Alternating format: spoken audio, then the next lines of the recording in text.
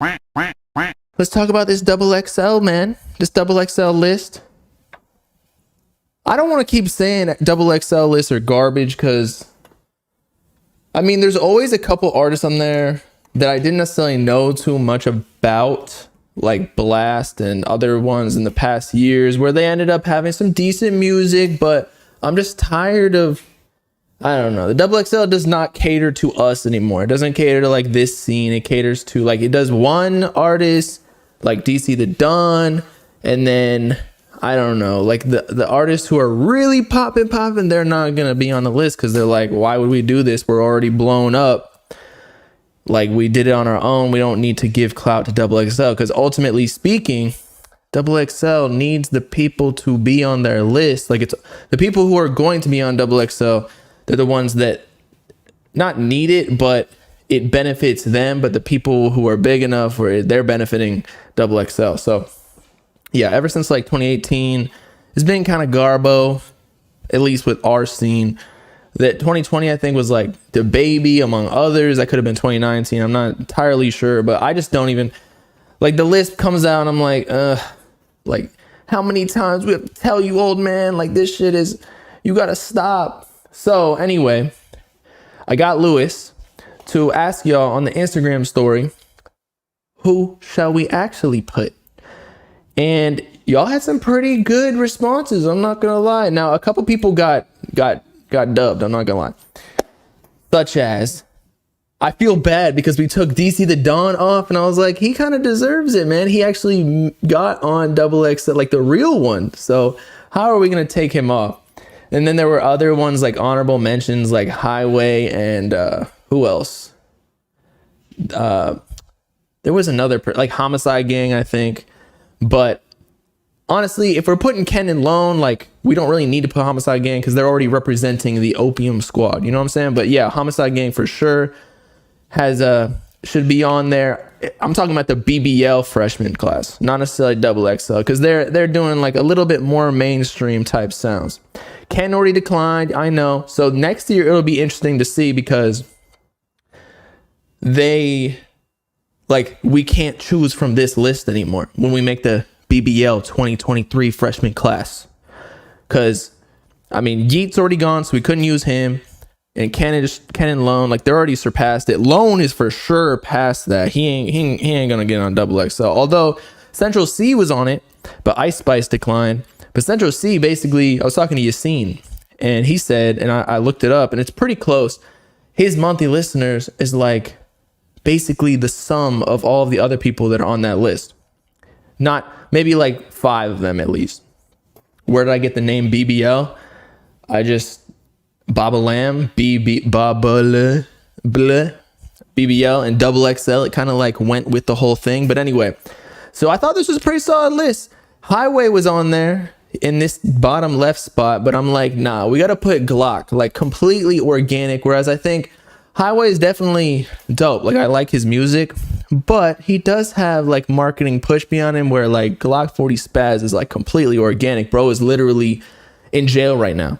And he's popping off. Hard Rock is probably the smallest on this list, I'd say. Although we all know that he has this new wave on lock underneath, like the Lone sound. I wanted to put like Rolling Thrax and Southside Silhouette and Lifeless Garments on it too, but I think they might be a little bit too small. Although they're not much smaller than Hard Rock, but again, that whole demographic or subgenre of rap is kind of represented by Hard Rock already. And then of course Dom Corleone is popping right now, although the last time I already told y'all it was all right. Midwest, I was gonna say Midwest or DC the Don because that kind of represents that alternative. I know Midwest kind of does like hyper pop EDM as well, but you know what I'm saying, like that type of, it's outside rap a little bit, but they're super versatile. Autumn and Summers, I was thinking of like putting Can here instead of Autumn because I like Autumn's music a lot, but technically speaking, Can I think is doing more numbers than both of them. I could be wrong. Summers, of course, just because he's like everybody loves seeing whatever antics he does, beats people up in gas stations because they stole his Gatorade flavor. It is what it is. Like the guy took the last orange, so we had to stick with the Jizzerade, you know, like the white flavor. And then Ken and Lone, I already told y'all, those are shoo-ins. Jace, I think honestly Jace might have been a contender last year with the 556 song and then the remixes. But at the time, like the whole snitching allegations went on, so that might have fucked it all up. Eam Triplin been going hard too. He's on like that snot roam. But yeah, I think it's a pretty good list. And I can't even be held responsible for it, even though I completely agree with this list because y'all picked it. So I don't want to see no, oh, you dubbed this person, you snubbed that, you snubbed this because y'all made it. But it's fire, it's fire.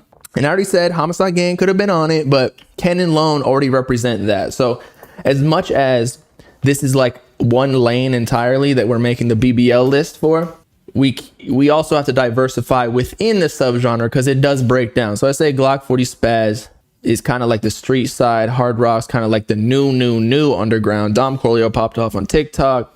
Eam Triplin has his own sound too. So yeah, where is Yeet? Come on, bro. Yeet denied it last year. We can't put Yeet on this. I know Ken did too, but like Yeet is all up in like a whole new stratosphere, bro. He no way he was gonna accept XXL. He's in the top 50 like most streamed artists in the world. Why the hell would he accept XXL, bro? I even saw Kids Take Over, and take this with a grain of salt. They posted something about like actually we'll just go to it. Y'all tell me if this makes sense to you. And it kind of does, but I don't know, man. It's definitely hardcore speculation. He said, are Yeet and Drake making a music video in the desert? Okay.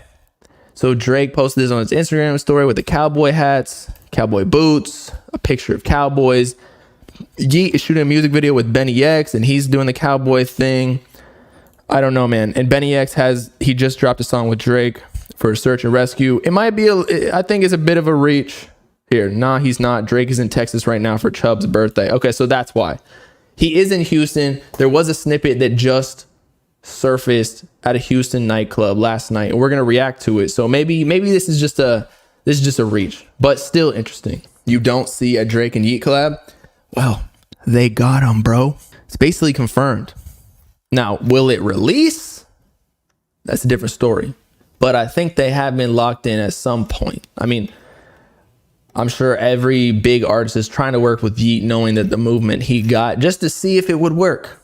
Maybe the song's trash, I don't know. But Drake worked with Cardi, and that's like two polar opposites of music. We got Drake, who's like classic hip hop R&B, right? Light skin type shit. And then we got Cardi, who's on like the punk wave, doing high pitched fetus voice like he just came out of his mother's womb. It is what it is. And that song was still fire. Pain 1993. Still goated song. I know people hate on it, but still. K Swab. Yes, I fuck with K Swab. I just talked to him the other day. The only thing about K Swab on this list is that he's not really talked about in the sense that he's underneath Trippy, right? He's not even signed to a label just yet. So he's not getting that necessary push, which some of these artists aren't even, Glock 40 Spaz is signed to Columbia. Hard Rock might be signed to Ian Connor. Dom is, Jace is, Eam Triplin, I believe he is. All these artists are signed. So that isn't even necessarily like a prerequisite to get on this list. I'm just saying. But K-Swab kind of like, I love K-Swab's music, but let's be honest, like a lot of his clout comes from Trippy. So like with a solo effort, is he really popping like that? Again, I love his music. You get what I'm saying? Imagine a Yeet freeze. Oh my God. Yeah, if he did the cipher, imagine any of these rappers doing the cipher.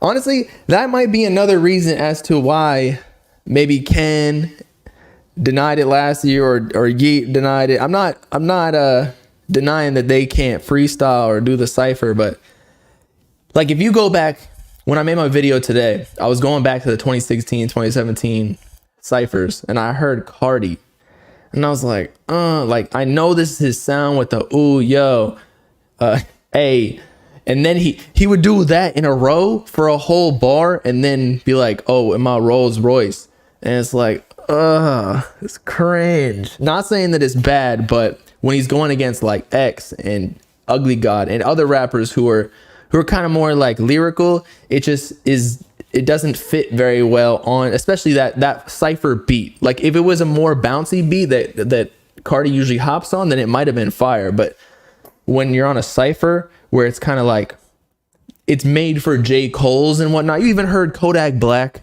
in 2016 say like, who the fuck made this sorry ass beat? Like that's what, although I did like that beat that DJ Drama made, I think. And Uzi killed it, but Uzi raps a little bit faster than Cardi. Ken can freestyle, you don't know about Lone?